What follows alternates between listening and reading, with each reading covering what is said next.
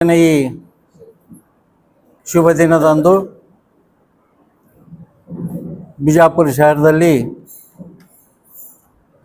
MMDC ವತಿಯಿಂದ ಪತ್ರಿಕಾಗೋಷ್ಠಿ ಅಂಗವಾಗಿ ಈ ವೇದಿಕೆ ಮೇಲೆ ಕುಳಿತಂಥ ಯಾವತ್ತು ನನ್ನ ಅಣ್ಣ ತಮ್ಮಂದಿರೇ ಮತ್ತು ಹಲವಾರು ಸಂಘ ಸಂಸ್ಥೆಯ ಹಿರಿಯರೇ ಮತ್ತು ಎದುರಿಗೆ ಕುಳಿತಂಥ ಯಾವತ್ತು ಸೋಷಿಯಲ್ ಮೀಡಿಯಾ ಮತ್ತು ಫೇಸ್ಬುಕ್ನ ನನ್ನ ಆತ್ಮೀಯ ಬಂಧುಗಳಿಗೆ ಪ್ರಪ್ರಥಮವಾಗಿ ನಿಮ್ಮೆಲ್ಲರಿಗೆ ನಾನು ನಮಸ್ಕರಿಸುತ್ತೇನೆ. ಈ ದಿಶೆಯಲ್ಲಿ ಇವತ್ತು ಹೇಳುವುದೇನೆಂದರೆ, ಇದೇ ದಿನಾಂಕ ಗುರುವಾರ 16/10/25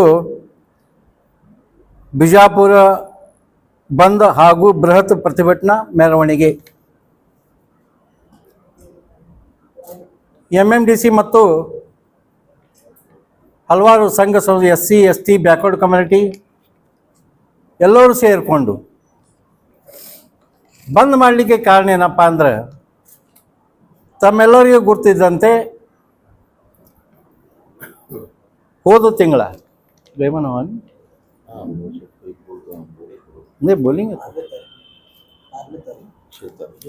ಇದೇ ತಿಂಗಳ 6ನೇ ತಾರೀಕಿಗೆ ಸುಪ್ರೀಂ ಕೋರ್ಟಿನ ಚೀಫ್ ನ್ಯಾಯಾಧೀಶರಾದಂಥ ಗವಾಯಿ ಸಾಹೇಬ್ರ ಮೇಲೆ ಒಬ್ಬರು ಸೀನಿಯರ್ ವಕೀಲರು ಶರ್ಮಾ ಅಂಥೇಳಿ ಚಪ್ಪಲವನ್ನು ಎಸೆದಿದ್ದಾರೆ. ಆ ದಿಶೆಯಲ್ಲಿ ನಾವು ಈ ಬಂಧವನ್ನು ಆಚರಣೆ ಮಾಡಲಿಕ್ಕೆ ಹೊಂಟಿದ್ದೇವೆ. ಯಾಕಂದರೆ ಅವರೊಬ್ಬರು ಸಣ್ಣ ವಕೀಲರಲ್ಲ, ಕ್ಷಮಿಸಲಿಕ್ಕೆ ಸೀನಿಯರ್ ಅಡ್ವೊಕೇಟ್ ಅದಾರ ಶರ್ಮಾ ಅಂತ. ನಾನು ಸೀನಿಯರ್ ಅಡ್ವೊಕೇಟೇ ಅದೇನು. ನನಗೂ 74-75 ವಯಸ್ಸಿದೆ. ಅವರು ಸುಮಾರು ನನ್ನ ವಯಸ್ಸದವರು ಇರ್ಬೋದು.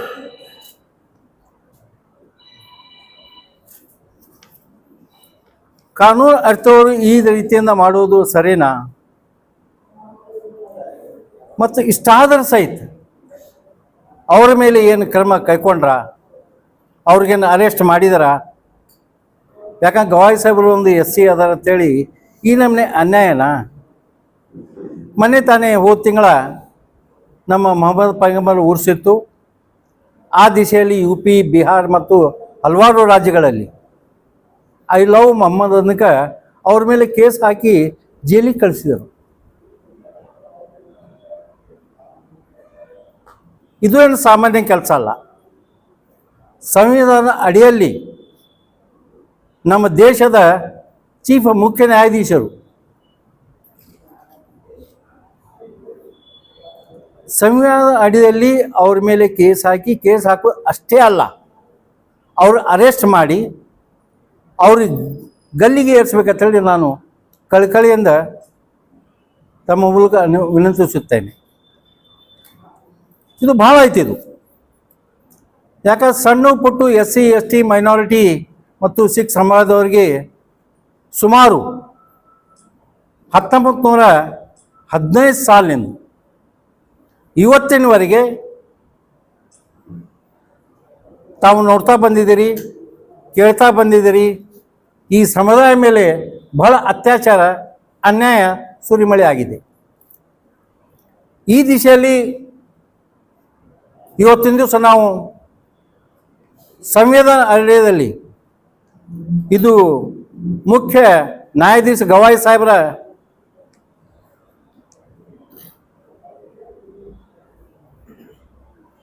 ಮರ್ಯಾದೆ ಅಲ್ಲ, ಇದು ಬಾಬಾ ಸಾಹೇಬ್ ಅಂಬೇಡ್ಕರ್ ಸಂವಿಧಾನ ಬರೆದಂಥ ಅವ್ರದ ಅಪಮಾನ ಆಗಿದೆ. ಅದಕ್ಕೋಸ್ಕರ ಅವ್ರ ಮೇಲೆ, ಆ ಶರ್ಮಾ ವಕೀಲರ ಮೇಲೆ ಕಠಿಣ ಕ್ರಮ ತೆಗೆದುಕೊಂಡು ಅವರಿಗೆ ಗಲ್ಲಿಗೆ ಏರಿಸಬೇಕಂತ ಹೇಳಿ ನಾನು ಕಳಕಳಿಯ ವಿನಂತಿ ಮಾಡಿಕೊಳ್ಳುತ್ತೇನೆ. ಯಾಕಂದರೆ ಏನೋ ಆಗಲಿ, ಇವತ್ತು ಸೋಷಿಯಲ್ ಮೀಡಿಯಾ ಮುಖಾಂತರ, ಫೇಸ್ಬುಕ್ ಮುಖಾಂತರ ಇವೆಲ್ಲ ಏನು ಸೀರಿಯಸ್ ಅಲ್ಲ.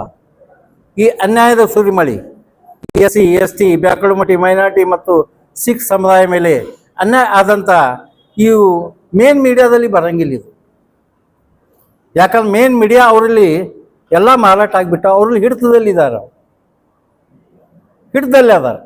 ಅವ್ರು ಹೇಳ್ತಾರೆ ಅಷ್ಟೇ, ಅವ್ರು ಕುಣಿತಾರೆ ಅಷ್ಟೇ, ಬರೀತಾರೆ ಅಷ್ಟೇ, ಹೇಳ್ತಾರೆ. ಬಟ್ ಇವತ್ತಿನ ದಿವಸ ಸೋಷಿಯಲ್ ಮೀಡಿಯಾ ಭಾಳ ಫಾಸ್ಟಾಗಿ ಬೆಳ್ಳಾಗ್ತದೆ. ತಕ್ಷಣ ದಿನನಿತ್ಯ ಏನು ಸಮಸ್ಯೆ ಆಗ್ತದೆ, ಇದು ಜನರು ನಾವು ಎಲ್ಲರೂ ತಿಳಿದುಕೊಳ್ಳೋದು ಸೋಷಿಯಲ್ ಮೀಡಿಯಾ ಮತ್ತು ಫೇಸ್ಬುಕ್ ಮುಖಾಂತರ. ಮೇನ್ ಮೀಡಿಯಾ ಯಾವ ಪೇಪರ್ಗಳು ಓದಲಿಕ್ಕೂ ಹೋಗಬಾರ್ದು. ಅದರಲ್ಲಿ ಬರೀ BJP ಮತ್ತು RSSದು ಕಾರ್ಯಕ್ರಮಗಳು ಇರ್ತಾವೆ, ಮತ್ತೇನೂ ಇರಲ್ಲ, ಬೇರೆ ಕಾರ್ಯಕ್ರಮನೂ ಇಲ್ಲ. ಅದಕ್ಕೆ ಇವತ್ತಿನ ದಿವಸ ಇದು ಒಂದು ನಮಗೆ ಕುತ್ತಿಗೆ ಬಂದುಬಿಟ್ಟ. ಇದು ಇಡೀ ವಿಶ್ವದಲ್ಲಿ ಭಾರತ ದೇಶ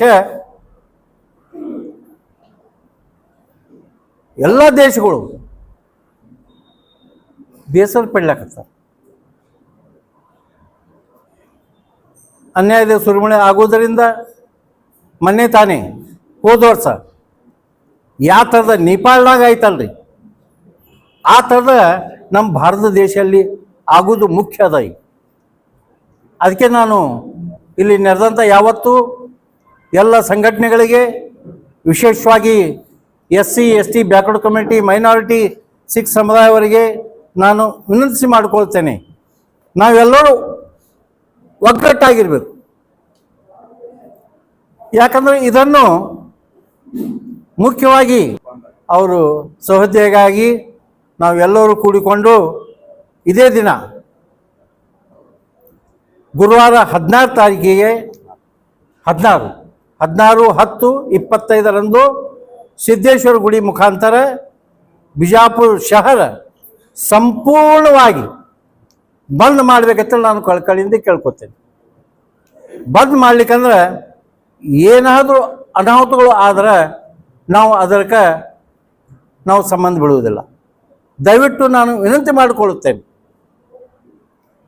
ಈ ವೇದಿಕೆ ಮುಖಾಂತರ ಎಲ್ಲ ಮರ್ಚೆಂಟ್ ಅಸೋಸಿಯೇಷನ್ದವರು, APMC ಅವರು, ಕಿರಾಣಾ ಮರ್ಚೆಂಟ್ಸ್, ಕಪಡಾ ಮರ್ಚೆಂಟ್ ಮತ್ತು ಬಂಗಾರ ಅಂಗಡಿಯವರು ಮತ್ತು ಹಲವಾರು ವ್ಯಾಪಾರಸ್ಥರು ಆ ದಿವಸ ದಯವಿಟ್ಟು ಒಂದು ಸಂವಿಧಾನ ಅಡಿಯಲ್ಲಿ ಒಂದು ಮನುಷ್ಯತ್ವ ಮೇಲೆ ನಾವು ಬಂದ್ ಮಾಡಲಿಕ್ಕೆ ಹೊಂಟಿದ್ದೇವೆ.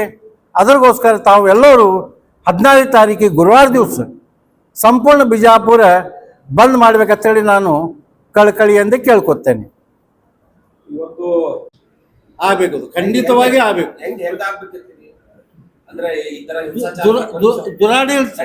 ದುರಾಡಳಿತ ಯಾಕೆ ಬಯಸಬಾರ್ದ್ರಿ? ಎಷ್ಟು ದಿವಸ ಸಹನೆ ಮಾಡುವುದು, ಎಷ್ಟು ದಿವಸ ಸುಮ್ ಕುದುರೋದು? ಸ್ವಲ್ಪ ವಿಚಾರ ಮಾಡ್ರಿ, ನಮ್ಮ ಒಬ್ಬರಿಗಲ್ಲ.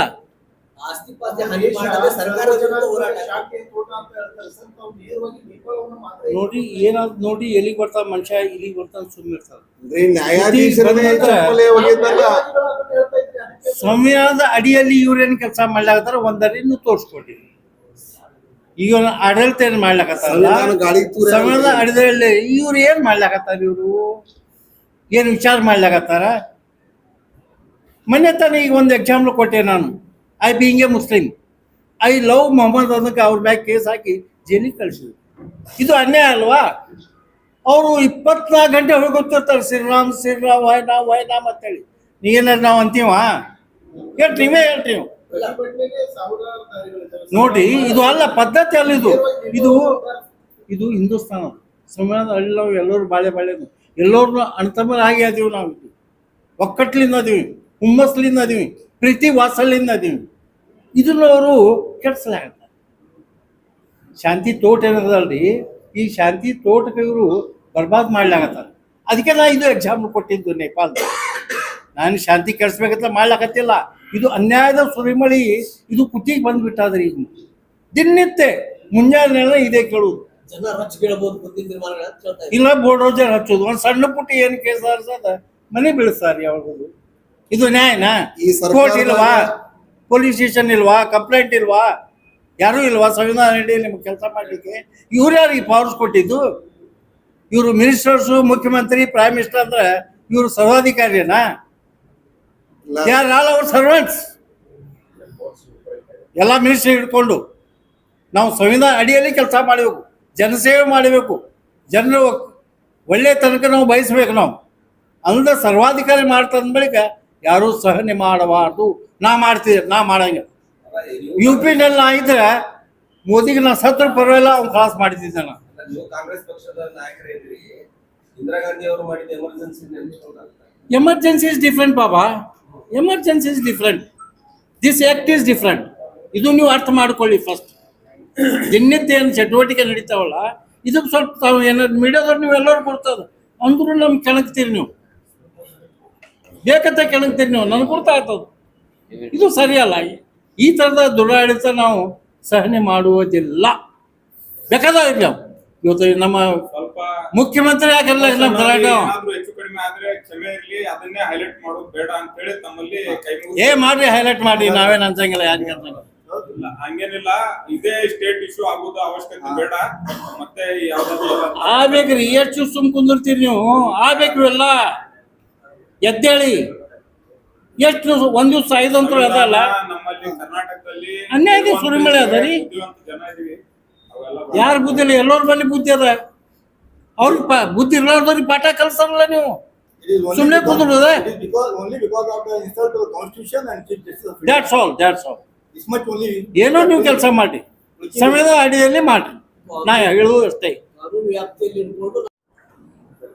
ನಾಳೆ ಬರುವಂತ 16ನೇ ತಾರೀಕಿಗೆ ಏನ್ ಬಂದು ಕರೆ ಕೊಟ್ಟಾರ ದಲಿತ ಸಮಾಜದ ಎಲ್ಲ ಸಂಘಟನೆಗಳು, ಅದಕ್ಕೆ ನಮ್ಮ MMDC ಕಡೆಯಿಂದ ನಮ್ದು ಸಂಪೂರ್ಣ ಬೆಂಬಲ ಇರ್ತದ. ಅದೇ ರೀತಿ ಬಿಜಾಪುರ ನಗರದ ಎಲ್ಲ ಸಮಾಜದ ನಾಯಕರು, ಸಮಾಜದ ಮುಖಂಡರು ಎಲ್ಲರೂ ಕೂಡಿ ಈ ಒಂದು ಭಾಗದಲ್ಲಿ ತಾವು ಸಂಪೂರ್ಣ ಬೆಂಬಲ ನೀಡಬೇಕಂತ ಹೇಳಿ ಕಳಕಳಿ ವಿನಂತಿ ಪೂರ್ವಕವಾಗಿ ಕೇಳ್ಕೊತೀವಿ. ಅದೇ ರೀತಿ ಪತ್ರಿಕಾ ಮಾಧ್ಯಮ ಮತ್ತು ಎಲೆಕ್ಟ್ರಾನಿಕ್ ಮೀಡಿಯಾದವರು ಕೂಡ ಈ ಒಂದು ದಿಶೆಯಲ್ಲಿ ಈ ಆಗಿದ್ದು ಘಟನೆ ಬಹಳ ಏನಂತಾರ, ಅದಕ್ಕೆ ಬಹಳ ನಾಚಿಗೇಡಿ ಸಂಗತಿ ಅದ. ದಯವಿಟ್ಟು ತಾವು ಕೂಡ ಇದಕ್ಕೆ ಬೆಂಬಲಾರ್ಥವಾಗಿ ನಿಲ್ಬೇಕಂತ ಹೇಳಿ ಕಳಕಳಿ ಮನವಿ ಮಾಡ್ತೀವಿ. ಪತ್ರಿಕೆ ಮಾಧ್ಯಮದವರಿಗೂ ಮತ್ತು ಮೀಡಿಯಾದವರಿಗೂ ನಮಸ್ಕರಿಸುತ್ತಾ, ಈ ಒಂದು ಪತ್ರಿಕಾಗೋಷ್ಠಿ ಕರೆದಿದ್ದಕ್ಕಾಗಿ ನಾನು ಅವ್ರಿಗೂ ಕೂಡ ಧನ್ಯವಾದ ಅರ್ಪಿಸುತ್ತೇನೆ. ಈ ನಮ್ಮ ದೇಶದಲ್ಲಿ ದಲಿತರು ಮತ್ತು ಮುಸಲ್ಮಾನರು ಬದುಕುವಂಥ ಪರಿಸ್ಥಿತಿ ಈ ಸರ್ಕಾರದಲ್ಲಿ ಏನು ಮಾಡಲಿಕ್ಕೂ ಹೆಸುವುದಿಲ್ಲ ಅಂಥೇಳಿ ನಾನು ಈ ಸಂದರ್ಭದಲ್ಲಿ ನಾನು ಹೇಳಲಿಕ್ಕೆ ಬಯಸ್ತೇನೆ. ಒಂದು ನ್ಯಾಯದಾನ ಮಾಡುವಂತಹ ನ್ಯಾಯಾಧೀಶರಿಗೆ ಒಂದು ಚಪ್ಪಲಿಯನ್ನು ಎಸೆಯುವಂಥ ವ್ಯಕ್ತಿಯನ್ನು ರಾಜಾರೋಷವಾಗಿ ಇವತ್ತು ತಿರುಗಾಡಲಿಕ್ಕೆ ಹತ್ತಿದ್ದಾನೆ. ಅವನಿಗೆ ಯಾಕೆ ಈ ಸಂದರ್ಭದಲ್ಲಿ ಅವ್ರಿಗೆ ಅರೆಸ್ಟ್ ಮಾಡಿಲ್ಲ ಅಂತ ಅನ್ನೋದು ನಮಗೂ ಒಂದು, ನಮ್ಮ ಭಾರತೀಯ ಜನರಿಗೆ ಎಲ್ಲರಿಗೆ ಅಸಹ್ಯ ಆಗುವಂಥ ಒಂದು ವಿಷಯ ಇದು.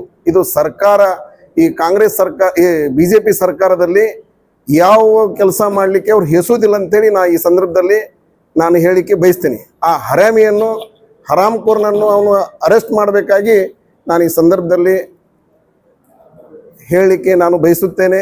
ಮತ್ತು ಇನ್ನೊಂದು ಏನಪ್ಪ ಅಂತಂದರೆ, ನಾನು ಒಂದು ಮೀಡಿಯಾ ಯೂಟ್ಯೂಬ್ನಲ್ಲಿ ಒಬ್ಬರಿಗೆ ನೋಡಿದೆ. ನಾನು ಏನಂತ ನೋಡಿದೆಪ್ಪ ಅಂತಂತಂದ್ರೆ, ದಲಿತರಿಗೆ ಮುಸಲ್ಮಾನರಿಗೆ ನಮ್ಮದು ಟಾರ್ಗೆಟ್ ಅಂತ ಹೇಳ್ತಾರೆ ಅವ್ರು.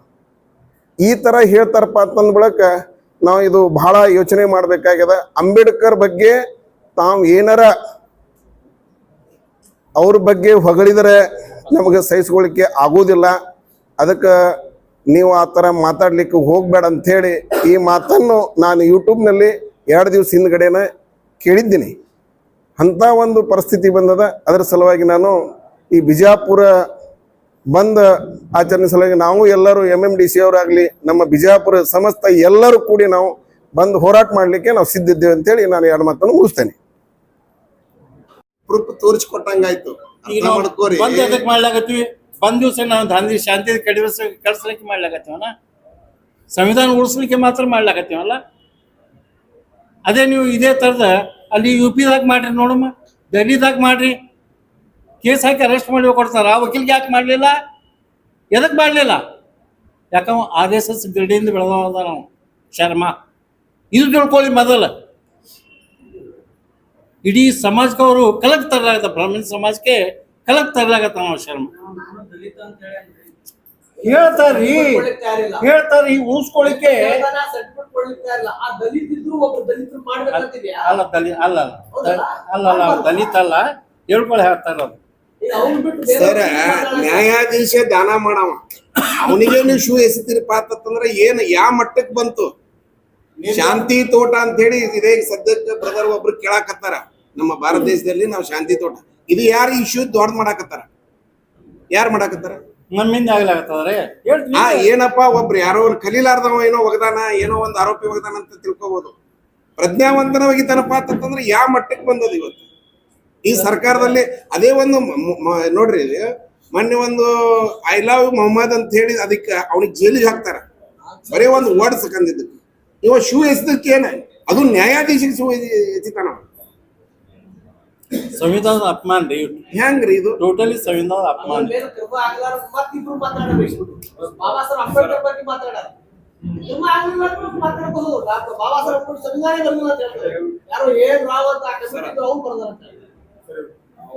ಇಂಡಿವಿಜುವಲ್ ಬೈಟ್ ಹೋಗ್ತಾರ.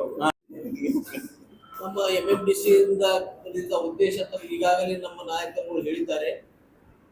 ವಿಷಯ ಇನ್ನು 6ನೇ ತಾರೀಕು ದಿವಸ ರಾಕೇಶ್ ಕಿಶೋರ್ ಒಬ್ಬ ವಕೀಲ ಹೈಕೋರ್ಟ್ನಲ್ಲಿ ಕೆಲವೊಂದು ಅನೌಪಚಾರಿಕ ಕಾರ್ಡ್ಗಳನ್ನು ಕೊಟ್ಟು ಏನಂತಂದ್ರೆ, ಮಾರಿಷಸ್ನಲ್ಲಿ ಚೀಫ್ ಜಸ್ಟಿಸ್ ಇವರು UP-ಯಲ್ಲಿ ನಡೆಯುವಂತಹ ಬೋರ್ಡಿಯರ್ ಸರ್ಕಾರ ಬಗ್ಗೆ ಟೀಕೆ ಮಾಡಿದ್ದಕ್ಕಾಗಿ ಮತ್ತು ಒಂದು ಮಧ್ಯಪ್ರದೇಶದ PIL ನಲ್ಲಿ ವಿಷ್ಣು ಭಗವಾನದ ಒಂದು ಮೂರ್ತಿಯನ್ನು ರಿಪೇರಿ ಮಾಡಿಸಲು PIL ಹಾಕಿದ್ದಕ್ಕಾಗಿ ಬೇರೆ ವಕೀಲ ಹಾಕಿದಂತ PIL-ಗೆ ಇವರು ಅದರ ಒಂದು ಶಿಟ್ಟನ್ನು ತೋರಿಸಿ ಇನ್ನು ಕೆಲವೊಂದು ಹಲವಾರು ಕಾರ್ಡ್ಗಳನ್ನು ಕೊಟ್ಟು ಸನಾತನ ಧರ್ಮ ಇದು ಸಹಿಸುವುದಿಲ್ಲ ಅಂತ ಹೇಳಿ ಆ ಕುರ್ಚಿಗೆ ಆ ಶೂ ಅನ್ನು ಒಗಿತಾರೆ.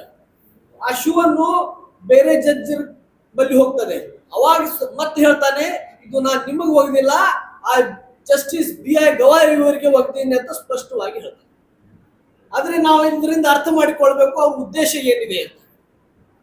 ಇವತ್ತು ದೇಶದಲ್ಲಿ ದೇಶಕ್ಕಿಂತ ಧರ್ಮ ದೊಡ್ಡದಾಗ್ತಾ ಇದೆ. ಅವರೇ ಹೇಳ್ತಾರೆ, ಪಕ್ಷಕ್ಕಿಂತ ದೇಶ ದೊಡ್ಡದು, ಧರ್ಮಕ್ಕಿಂತ ದೇಶ ದೊಡ್ಡದು ಅಂತ. ಆದರೆ ಅವ್ರ ನಡವಳಿಕೆಯಲ್ಲಿ ಇವತ್ತು ದೇಶ ಮೂಲದವ್ರ ಕಲ್ಪನೆ ಇಲ್ಲ. ಅವರು ಕೇವಲ ಹಿಂಸಾಚಾರ ಮಾಡುವುದು, ದೇಶದಲ್ಲಿ ಅರಾಜಕತೆ ಸೃಷ್ಟಿಸುವುದು ಮತ್ತು ಸೋದರತ್ವ ಭಾವವನ್ನು ಕೆಡಿಸುವಂತ ಹೊನ್ನಾರ ಈ ದೇಶದಲ್ಲಿ ನಡೀತಾ ಇದೆ. ತಾವು ಕಾಣಬಹುದು, ಇವತ್ತು ಈ RSS-ನವರು ಮತ್ತು BJP-ಯವರು ಆ ಕ್ರಮವನ್ನು ಒಬ್ಬ ನಾಯಕ ಖಂಡಿಸಲಿಲ್ಲ, ಮೋದಿಯನ್ನು ಹೊರತುಪಡಿಸಿ. ಮೋದಿಯವರು ಅದನ್ನು ಸಹಿತ ಅವರು 9 ತಾಸದ ನಂತರ ಪ್ರತಿಕ್ರಿಯೆ ಕೊಡ್ತಾರೆ. ಆದ್ರೆ ವಿಪರ್ಯಾಸ ಏನಂತಂದ್ರೆ, ಇನ್ನು ಉಳಿದು ಬೇರೆ ನಾಯಕರು ಯಾರು ಇವತ್ತು 100ನೇ ಸಂಭ್ರಮಾಚರಣೆ ಮಾಡಿದ್ರು RSS-ನವರು, ಒಬ್ಬರ ನಾಯಕ ಖಂಡಿಸಲಿಲ್ಲ. ಅದಕ್ಕಾಗಿ ನಾವು ಎಲ್ಲರೂ ಜಾಗೃತರಾಗಬೇಕಾದ್ರೆ, ಯಾರ್ಯಾರು ಹಿಂದುಳಿದ ವರ್ಗದವರು, ದಲಿತರು, ಮುಸ್ಲಿಮರು, ಕ್ರಿಶ್ಚಿಯನ್ನರು, ಬೌದ್ಧರು ಎಲ್ಲರೂ ಜಾಗೃತರಾಗಬೇಕು. ಅವ್ರು ಇರುವುದು ಕೇವಲ 15% ಜನ, ನಮ್ಮ 85% ಜನದ ಮೇಲೆ ಆಡಳಿಕೆ ಮಾಡ್ತಾ ಇದ್ದಾರೆ. ಇದು ಇಂದಿನಿಂದಲ್ಲ, ಬ್ರಿಟಿಷ್ ಕಾಲಕ್ಕಿಂತ ಮುಂಚಿತಲ್ಲಿಯೂ ಸಹಿತ ಇದೇ ನಡೀತಾ ಇದೆ. ಅದಕ್ಕಾಗಿ ಇದು ಖಂಡನಾರ್ಹ. ಅದಕ್ಕಾಗಿ ವಿಜಯಪುರ ಬಂದೇರು ಕರೆ ಕೊಟ್ಟಿದ್ದಾರೆ ನಮ್ಮ ದಲಿತ ಸಂಘಟನೆಗಳು ಮತ್ತು ಇತರೆ ಸಂಘಟನೆಗಳು. ಅದಕ್ಕೆ ನಾವು ಸಂಪೂರ್ಣವಾಗಿ ಈ ನಮ್ಮ MMDC ಅವರು ಸಂಪೂರ್ಣವಾಗಿ ಬೆಂಬಲವನ್ನಿತ್ತು ಈ ಬಿಜಾಪುರ ಬಂದನ್ನು ಯಶಸ್ವಿಗೊಳಿಸುತ್ತೇವೆ ಮತ್ತು ನಾವು ಜನರಲ್ಲಿ ಆಗ್ರಹಪಡಿಸುತ್ತೇವೆ, ತಾವು ನಮಗೆ ಸಾಥ ಕೊಟ್ಟು ಈ ಬಂದನ್ನು ಯಶಸ್ವಿ ಮಾಡಬೇಕು. ಮತ್ತೆ ಈ ಮುಂದಿನ ದಿನಮಾನಗಳಲ್ಲಿ ಭಾರತಾದ್ಯಂತ ಈ ಬಂದವನ್ನು ಆಚರಣೆ ಮಾಡುವಂತ ವ್ಯವಸ್ಥೆ ಆಗ್ಬೇಕಂತ ಈ ಮೂಲಕ ತಮ್ಮಲ್ಲಿ ನಾನು ಆಗ್ರಹಪಡಿಸುತ್ತೇನೆ.